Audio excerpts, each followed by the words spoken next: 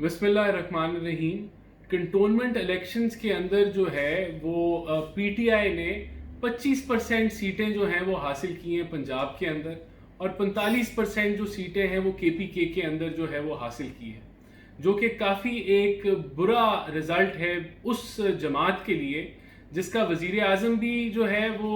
PTI से है, वज़ीर आला भी पीटीआई से है, और फिर ये कि जितने भी तरक्याती फंड्स होते हैं वो भी पीटीआई के हाथ के अंदर हैं। और इसी तरह हुकूमती रियासत, जिसको आप कहते हैं कि ज़िलाई सूबाई हुकूमतें, उनका इस्तेमाल करना, उनका एक असर रसूख, वो भी जो है वो पीटीआई के हाथ में है।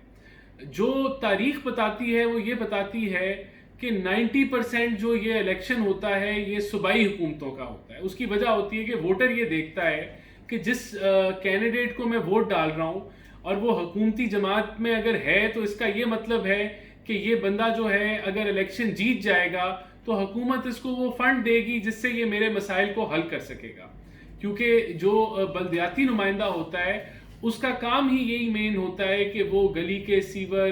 के मसाइल, इसी तरह जो आपकी क्लीनिंग का वासा के मसाइल होते हैं, आपके जो सॉलिड वेस्ट मैनेजमेंट के मसाइल होते हैं, आपके पीएचए के जो मसाइल होते हैं, जो हॉर्टिकल्चर होता है, जो पार्क होते हैं, इसी तरह आपके जो जितने भी बल्दियाती डिपार्टमेंट हैं वो पैसों से चलते हैं, वो फंड से चलते हैं। तो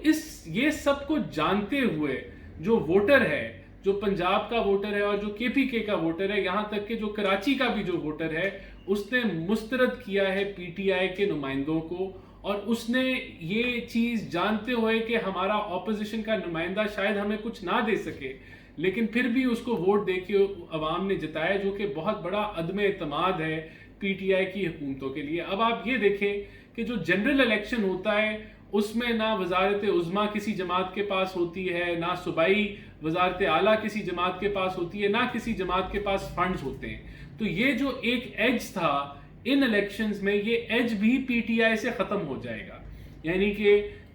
जो 2023 के इलेक्शंस हैं वो एक न्यूट्रल ग्राउंड के ऊपर इलेक्शंस होंगे, और जब ग्राउंड न्यूट्रल होगा तो फिर इसका मतलब है 20 से 30% वोट पीटीआई के नुमाइंदे कम लेंगे जो आज टूर्नामेंट के इलेक्शंस में उन्होंने लिए।